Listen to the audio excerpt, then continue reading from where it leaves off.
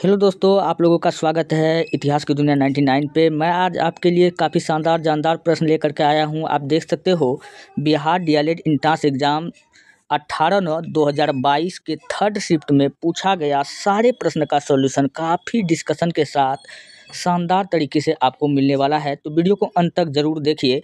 चलिए हम प्रश्नों को स्टार्ट करते हैं।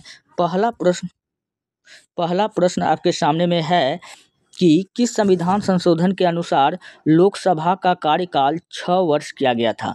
तो लोकसभा का कार्यकाल किस संविधान किस संशोधन के साथ किया गया था, तो इसका राइट आंसर हो जाएगा 42वां संविधान संशोधन 1976। 42वां संविधान संशोधन पूछेगा कब हुआ था, तो 1976 हो गया।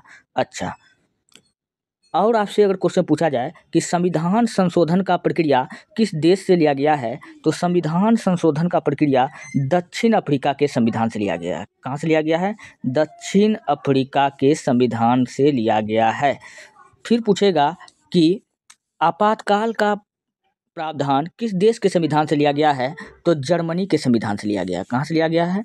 जर्मनी के संविधान से लिया गया है। फिर पूछेगा संघीय शासन प्रणाली किस देश का संविधान से लिया गया है, तो कनाडा के संविधान से लिया गया है। नीति निर्देशक तत्व पूछेगा किस देश का संविधान से लिया गया है, तो आयरलैंड के संविधान से लिया गया है। दोस्तों, जब आपके पास समय कम रहे तो आपको एक एक प्रश्न से निकाल करके कई सारा प्रश्न को करना चाहिए, ताकि आपका एग्जाम क्वालिफाई हो जाए। तो चलिए हम लोग बढ़ते हैं नेक्स्ट प्रश्नों की ओर। अगला प्रश्न आपके सामने में है, भारत में प्रेस का जनक किसे कहा जाता है? प्रेस यानी पत्रकारिता का जनक किसे कहा जाता है? तो दोस्तों, भारत में प्रेस का जनक हम लोग कहते हैं राजा राम मोहन राय को। किसको कहते हैं? राजा राम मोहन राय को। अब ध्यान से आप लोग सुनिए, राजा राम मोहन राय के बारे में मैं आपको बताता हूँ। राजा राम मोहन राय का पत्रिका का नाम पूछेगा तो आपको बताना संवाद कौमुदी। क्या बताना है? संवाद कौमुदी नामक पत्रिका पूछेगा किसका है, तो राजा राम मोहन राय का है। अच्छा, इनका जन्म पूछेगा कब हुआ था, तो इनका जन्म जो हुआ था 1773 ईस्वी में बंगाल के राधानगर में हुआ था। 1773 में बंगाल के राधानगर में हुआ था। अच्छा, इनका मृत्यु पूछेगा कब हुआ था, तो राजा राम मोहन राय का जो मृत्यु हो जाएगा 1833 ईस्वी में ब्रिस्टल इंग्लैंड में हुआ था। कहाँ हुआ था? 1833 ईस्वी में ब्रिस्टल इंग्लैंड में हुआ था।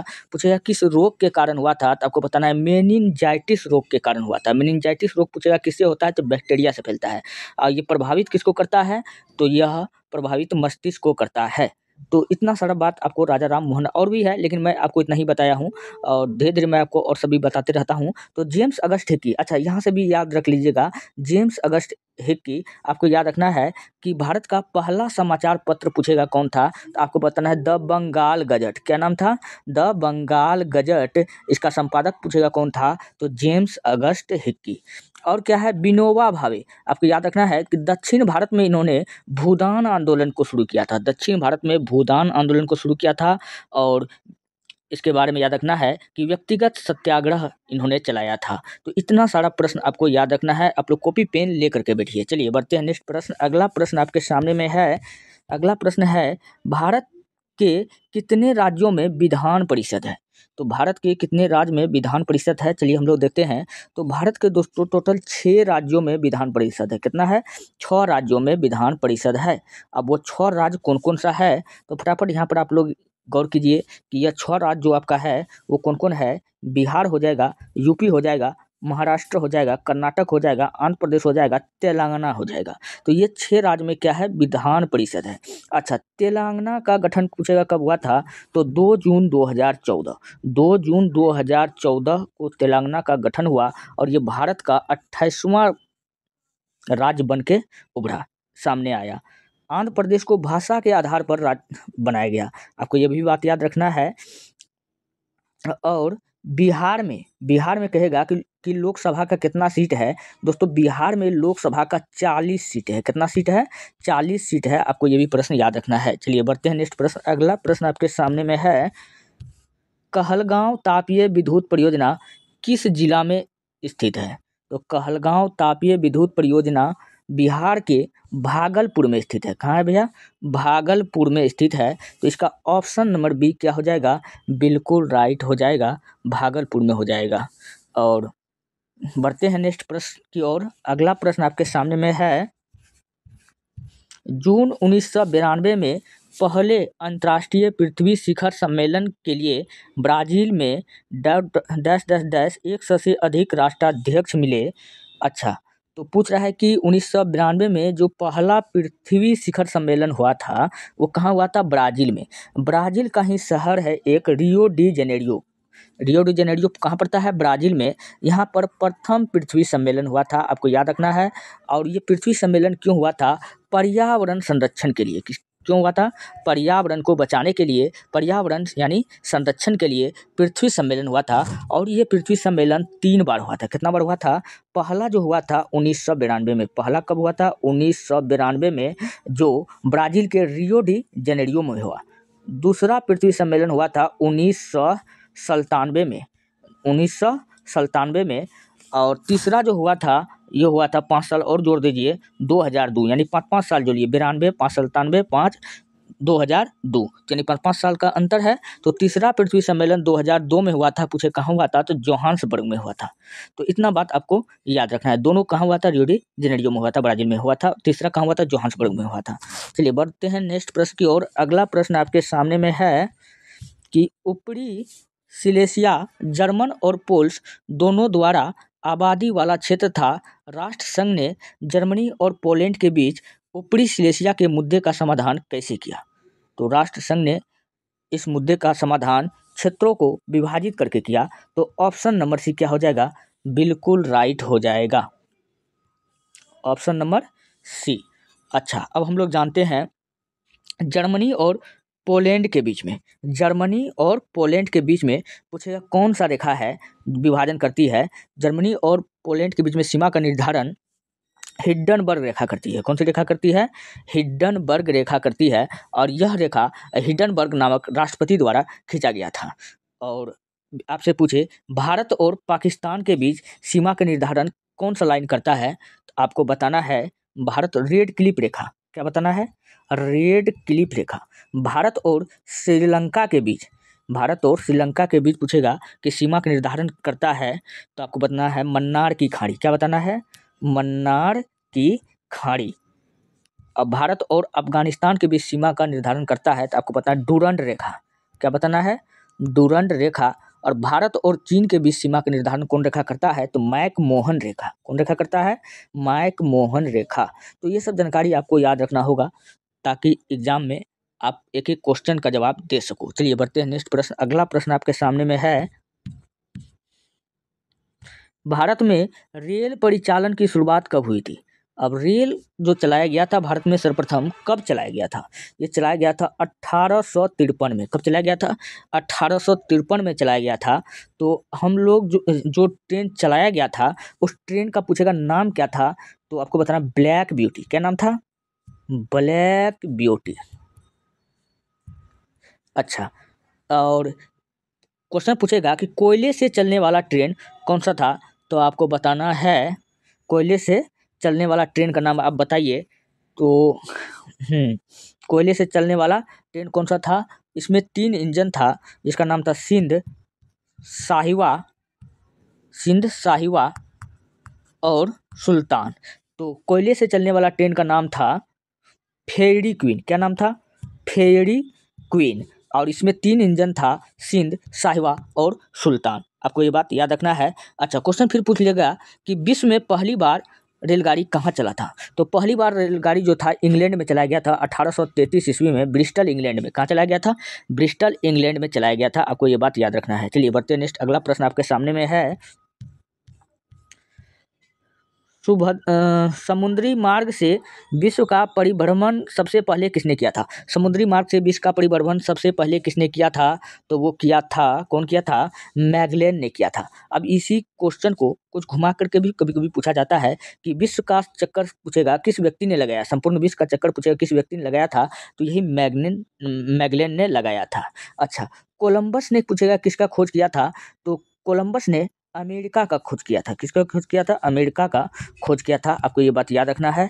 अच्छा, अमेरिका का नाम पूछेगा, अमेरिका किसके नाम पर पड़ा है, तो आपको बताना अमेरिगो वेस्पुसी। क्या बताना है, अमेरिगो वेस्पुसी। अच्छा पूछेगा अमेरिका क्रांति कब हुआ था, अमेरिका में क्रांति 1776 में हुआ था। कब हुआ था, 1776 में हुआ था। और कोलंबस द्वारा खोजे गए अमेरिका को क्या कहा गया था, रेड इंडियन। क्या कहा गया था, रेड इंडियन। आपको ये बात याद रखना है। चलिए बढ़ते हैं नेक्स्ट, अगला प्रश्न आपके सामने में है। अगला प्रश्न है प्राथमिक ऊर्जा का उदाहरण नहीं है। तो यहाँ ऑप्शन आपको दिया हुआ है, इनमें से कौन है प्राथमिक ऊर्जा का उदाहरण नहीं है। तो प्राथमिक ऊर्जा में कौन कौन आता है, तो कोयला भी आता है प्राथमिक ऊर्जा में, प्राकृतिक गैस भी आता है, और पेट्रोलियम भी आता है प्राकृतिक ऊर्जा में। जबकि विद्युत प्राकृतिक ऊर्जा नहीं है, यह द्वितीयक ऊर्जा में आ जाता है। तो क्या हो जाएगा, नहीं ना पूछ रहा है, तो विद्युत यहाँ पर ऑप्शन नंबर बी क्या हो जाएगा, राइट हो जाएगा। तो ऑप्शन नंबर विद्युत राइट आंसर होगा। प्राथमिक ऊर्जा का उदाहरण विद्युत ही नहीं है। अच्छा कोयला के बारे में आप याद रख लीजिएगा, कोयला जो है अनवीकरणीय संसाधन है। कैसा संसाधन है, अनवीकरणीय संसाधन। पूछेगा कौन है, तो कोयला है, ठीक।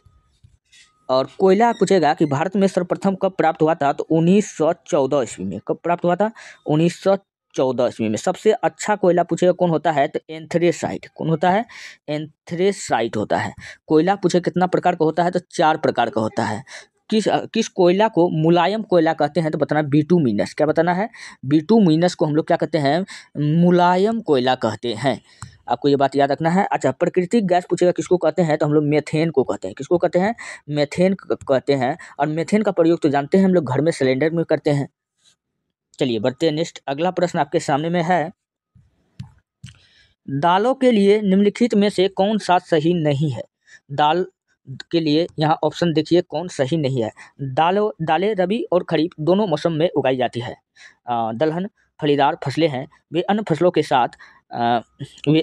के साथ गठेशन में उगाए जाते हैं। दालों को गहन सिंचाई सुविधा की आवश्यकता होती है। हाँ ये वाला ऑप्शन नंबर जो डी है बिल्कुल राइट हो जाएगा। दाल का फसल करने के लिए गहन सिंचाई की आवश्यकता होती है, तो ऑप्शन नंबर डी हो जाएगा, राइट हो जाएगा। अच्छा दाल का पूछेगा सर्वाधिक उत्पादन विश्व में कौन करता है, तो भारत करता है। कौन करता है, भारत करता है। आपको ये बात याद रखना है। अच्छा दाल में क्या होता है, दाल में सर्वाधिक मात्रा में दोस्तों क्या होता है, प्रोटीन होता है। क्या होता है, प्रोटीन होता है। दाल में सर्वाधिक मात्रा में क्या होता है, प्रोटीन होता है। अगर पूछेगा सबसे ज़्यादा प्रोटीन किसमें होता है, तो सोयाबीन। किसमें होता है, सोयाबीन में होता है सबसे ज़्यादा प्रोटीन। पूछेगा कितना प्रतिशत प्रोटीन सोयाबीन में होता है, तो 42% होता है। कितना होता है, 42% होता है। सोयाबीन का सर्वाधिक उत्पादन पूछेगा कौन राज्य करता है, तो मध्य प्रदेश करता है। कौन करता है, मध्य प्रदेश करता है। इसलिए मध्य प्रदेश को हम लोग दोस्तों कहते हैं सोया प्रदेश। क्या कहते हैं, सोया प्रदेश कहते हैं। या मध्य प्रदेश को हम लोग कहते हैं हृदय प्रदेश। क्वेश्चन पूछेगा कि मध्य प्रदेश को हृदय प्रदेश किसने कहा था, तो आपको पता है जवाहरलाल नेहरू। या मध्य प्रदेश को हम लोग कहते हैं नदियों की मायका। तो इतना सारा क्वेश्चन आपको मध्य प्रदेश से एक बार में याद रख लेना है। जैसे मैं याद रखता हूँ आप लोग वैसे याद रखिए। देखिए फिर देखिए कि आपसे क्वेश्चन कैसे नहीं सॉल्व होता है, कोई भी एग्जाम को आप फोड़ के आ जाइएगा। चलिए बढ़ते हैं नेक्स्ट प्रश्न। अगला प्रश्न आपके सामने में है कि प्रथम विश्व युद्ध का तत्कालिक कारण क्या था। तो प्रथम विश्व युद्ध का तत्कालिक कारण क्या था, तो प्रथम विश्व युद्ध का तत्कालिक कारण था ऑस्ट्रिया के राजकुमार आर्कडिक फर्डिनेंड। आपको ये नाम याद रखना है, आर्कडिक फर्डिनेंड। इनका हत्या हो गया था, आर्कडिक फर्डिनेंड का हत्या हो गया था। ऑस्ट्रिया के राजकुमार आर्कडिक फर्डिनेंड की सिरेजुआ में हत्या। तो ऑप्शन नंबर सी क्या हो जाएगा, बिल्कुल राइट हो जाएगा। यही प्रथम विश्व युद्ध का कारण था। अब प्रथम विश्व युद्ध कब हुआ था, तो ये हुआ था 28 अप्रैल 1914 से शुरू हुआ था। कब, 1914 से शुरू हुआ था। और चला कब तक था, 1919 तक। 1919 तक यानी कि 14/5/19 5 साल तक चला था। अब पूछेगा कि प्रथम विश्व युद्ध में कितने देशों ने भाग लिया था, तो आप यहाँ घटा कर देख लीजिए। 4 में से 1 गया 3 हो जाएगा, और यहाँ 4 में से 1 गया 3 हो जाएगा, और यहाँ हो जाएगा 9 में से 1914 से 1919, ठीक है। तो इधर हो जाएगा 37 देश। प्रथम विश्व युद्ध में कितना देश ने भाग लिया था, 37 देश ने भाग लिया था। दूसरा विश्व युद्ध में पूछे कितना देश ने भाग लिया था, 61 देश ने भाग लिया था। चलिए बढ़ते हैं नेक्स्ट, अगला है पाक जल संधि भारत को किस देश से अलग करती है? तो पाक जल संधि भारत को श्रीलंका से अलग करती है। अब भारत को श्रीलंका से अलग सिर्फ पाके जल संधि नहीं करता है, मन्नार की खाड़ी भी करता है। कौन करता है? मन्नार की खाड़ी। पूछेगा कि किसको अलग करता है, तो भारत को श्रीलंका से अलग करता है पाक जल संधि, मन्नार की खाड़ी, ये दोनों भारत को श्रीलंका से अलग करता है। भारत को पाकिस्तान से अलग कौन करता है? तो भारत को पाकिस्तान से अलग करता है, कौन करता है? रेड क्लिप रेखा। कौन करता है? रेड क्लिप रेखा। चलिए बढ़ते हैं नेक्स्ट। अगला है, भारत के किस राज्य में न्यूनतम जनसंख्या घनत्व है? अब जनसंख्या घनत्व क्या होता है? प्रत्येक किलोमीटर क्षेत्र में रहने वाले लोगों की संख्या को हम लोग क्या कहते हैं? जनसंख्या घनत्व कहते हैं। 1 किलोमीटर में जितना लोग रहता है उसी को हम लोग क्या कहते हैं? जनसंख्या घनत्व। तो सबसे क्या पूछ रहा है? न्यूनतम जनसंख्या घनत्व। तो सबसे कम जनसंख्या घनत्व पूछे किसका है? तो अरुणाचल प्रदेश का है। किसका है? अरुणाचल प्रदेश का है। अगर सबसे पूछेगा कि अधिक जनसंख्या घनत्व किसका है, तो अपना बिहार का है। किसका है? बिहार का है। बिहार का पूछे कितना है, तो 1102 व्यक्ति 1102 व्यक्ति पर किलोमीटर है।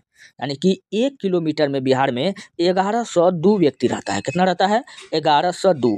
अब सोचिए अरुणाचल प्रदेश में कितना है? 1 किलोमीटर में 17 लोग रहता है। तो अकेले जाइएगा तो डरो लगेगा, क्योंकि आदमी कम है यहाँ पर, और यहाँ हम लोग के यहाँ जनसंख्या भरल है। 1 किलोमीटर में देखिए 1102 आदमी बस रहा है। तो अरुणाचल प्रदेश के बारे में याद रखना है।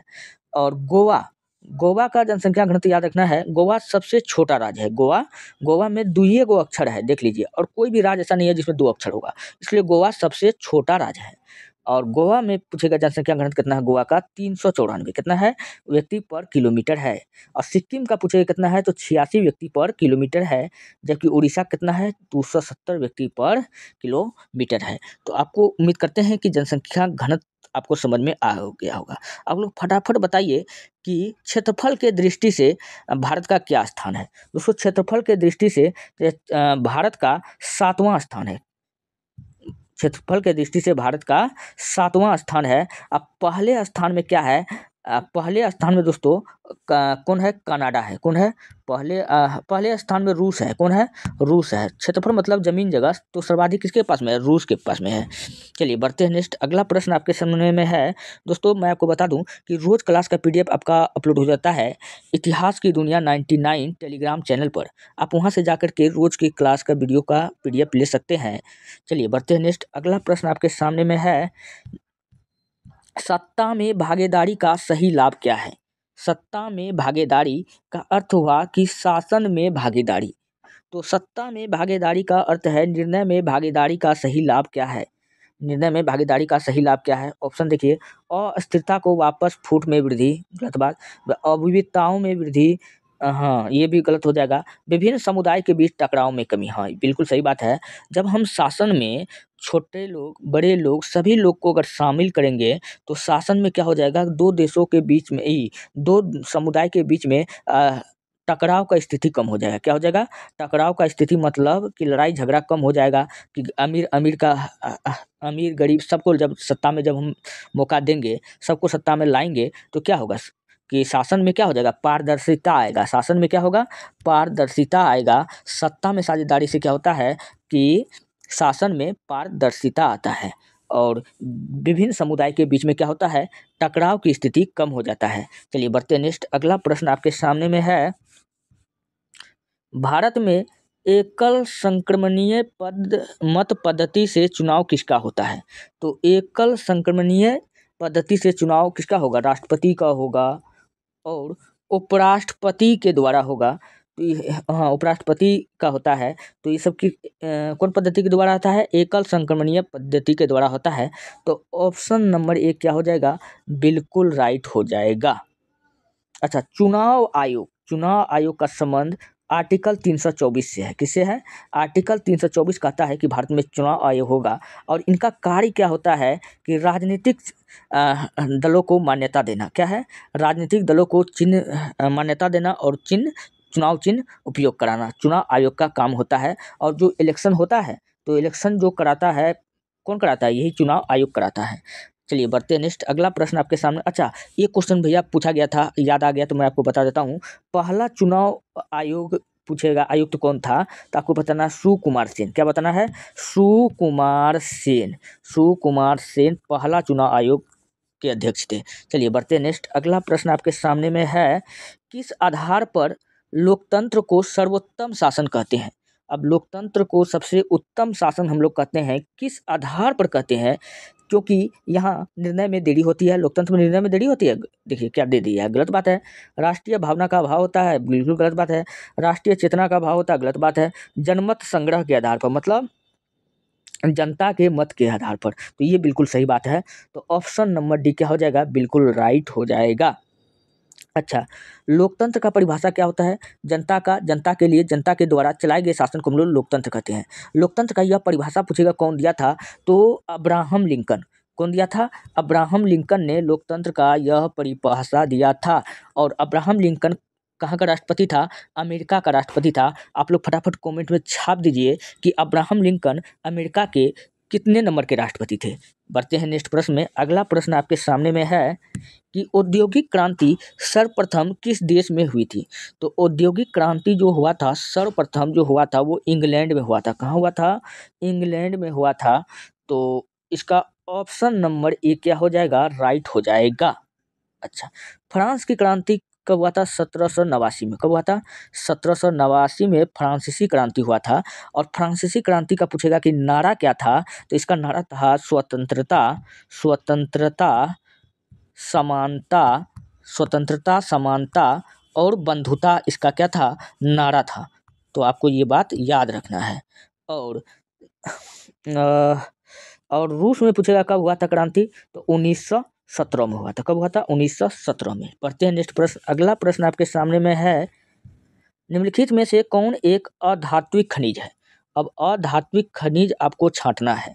तो अधात्विक खनिज इसमें कौन हो जाएगा? तो सीसा, टीन, कॉपर, ये सब धात्विक खनिज है। तो अधात्विक खनिज कौन हो जाएगा? चूना पत्थर हो जाएगा। क्या हो जाएगा? चूना पत्थर जो है अधात्विक खनिज है। और ये सीमेंट का कच्चा माल है। क्वेश्चन पूछेगा कि सीमेंट का, कृषि का या सीमेंट का कच्चा माल क्या है? आपको बताना चूना पत्थर। इसका सूत्र पूछेगा क्या होता है? CaCO3। इसी को चौक कहते हैं, इसी को खड़िया कहते हैं, इसी को कैल्शियम कार्बोनेट कहते हैं। आपको ये बात याद रखना होगा। शीशा, शीशा शीशा का प्रयोग दोस्तों हम लोग कहाँ करते हैं? हीरा काटने में। कहाँ करते हैं? हीरा काटने में हम लोग शीशा का प्रयोग करते हैं। और शीशा जो है अतिशीतित द्रव है। शीशा क्या है? अतिशीतित द्रव है। ये भी क्वेश्चन कई बार पूछा गया है। आपसे क्वेश्चन पूछा जाएगा कि अतिशीतित द्रव क्या है, तो आपको बताना अतिशीतित द्रव शीशा होता है। कौन होता है? शीशा होता है। अच्छा, शीशा वहाँ पाया जाता है जहाँ होता है जस्ता। शीशा कहाँ पाया जाता है? जहाँ होगा जस्ता। इसलिए इसलिए हम लोग जस्ता और शीशा को कहते हैं खनिज का जुड़वां बहन। चलिए बढ़ते हैं नेक्स्ट प्रश्न। अगला प्रश्न आपके सामने में है, भोपाल गैस त्रासदी के लिए जिम्मेदार गैस है। तो भोपाल गैस त्रासदी का जो घटना हुआ था वो 1984 में हुआ था। कब हुआ था? 1984 में। इनके लिए जो जिम्मेदार घटना है कौन है? मिथाइल आइसोसाइनेट के कारण यह घटना हुआ था। तो ऑप्शन नंबर ए क्या हो जाएगा? बिल्कुल राइट हो जाएगा। अच्छा, और भी मैं आपको बताता हूँ। ये तो इस क्वेश्चन का आंसर ऑप्शन ए हुआ। और मैं एक्सप्लेन कराता हूँ ताकि और ज़्यादा से ज़्यादा क्वेश्चन आप सीख पाओ। कैसे एक क्वेश्चन से 4 क्वेश्चन निकलता है। कार्बन मोनोऑक्साइड को आप पकड़ लीजिए। कार्बन मोनोऑक्साइड का सूत्र CO होता है। और कार्बन मोनोऑक्साइड को हम लोग कहते हैं दम घोटू गैस। क्या कहते हैं? दम घोटू गैस। क्वेश्चन पूछेगा किसको कहते हैं, तो कार्बन मोनोऑक्साइड को कहते हैं। अच्छा, नाइट्रस ऑक्साइड, नाइट्रस ऑक्साइड, तो नाइट्रस ऑक्साइड क्या है, तो बताना है कि यह एक लाफिंग गैस है। क्या है? लाफिंग गैस है, मतलब हंसी, अगर ये छोड़ दिया जाएगा तो अब व्यक्ति क्या करेगा? खाली हंसबे करेगा। तो लाफिंग गैस है। नाइट्रस ऑक्साइड क्या है? लाफिंग गैस है। अच्छा, अमोनिया, प्रयोगशाला में दोस्तों अमोनिया को हम लोग ओस्टवाल्ड विधि से बनाते हैं। क्वेश्चन पूछा जाता है कि ओस्टवाल्ड विधि से किसकी प्राप्ति होती है, तो अमोनिया की प्राप्ति होती है। किसकी प्राप्ति होती है? अमोनिया की प्राप्ति होती है। चलिए बढ़ते हैं नेक्स्ट प्रश्न। अगला प्रश्न आपके सामने में है, मैन कैंप किसकी रचना है? तो मैन कैंप जो रचना है वो हिटलर का है। किसका है? हिटलर का है। तो ऑप्शन नंबर बी क्या हो जाएगा? बिल्कुल राइट हो जाएगा। और भी एक्स्ट्रा मैं आपको बताता हूँ बिस्मार्क। दोस्तों भारत का बिस्मार्क हम लोग किसको कहते हैं? भारत का बिस्मार्क सरदार वल्लभ भाई पटेल को कहते हैं और इसको हम लोग लौह पुरुष भी कहते हैं। क्या कहते हैं? लौह पुरुष भी कहते हैं। और सरदार वल्लभ भाई पटेल कांग्रेस के 1931 में कराची अधिवेशन में भाग लिया और इस अधिवेशन में सर्वप्रथम मूल अधिकार को पेश किया गया था। आपको याद रखना है, इसको सरदार की उपाधि महात्मा गांधी ने दिया था। महात्मा गांधी ने दिया था। पूछो किस आंदोलन में दिया था, तो आपको बताना है बारदौली सत्याग्रह। फिर क्वेश्चन पूछेगा बारदौली सत्याग्रह कब हुआ था, तो 1928 में हुआ था। तो इतना सारा आपको याद रखना है। दोस्तों ये रहा आज के प्रश्न। अगर आपको वीडियो अच्छा लगता है, हेल्पफुल लगता है, तब आप हमारे चैनल को सब्सक्राइब कीजिए, जितना हो सके अपने दोस्तों में शेयर कीजिए। हाँ, रोज क्लास का PDF आपका अपलोड हो जाता है टेलीग्राम चैनल इतिहास की दुनिया 99 पर।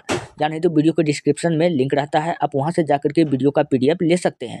मिलते हैं नेक्स्ट वीडियो में। धन्यवाद। मैं हर रोज आपके लिए वीडियो लेकर के आता हूं, इसलिए आप लोग चैनल को सब्सक्राइब करके रखिए। सब्सक्राइब करने का फायदा यह होगा कि आज तो आप वीडियो आप देख लिए हो सकता है कल मेरा वीडियो आप तक नहीं पहुंचे, इसलिए आज सब्सक्राइब कर लीजिए, कल समय तक पहुंच जाएगा। मिलते हैं नेक्स्ट वीडियो में।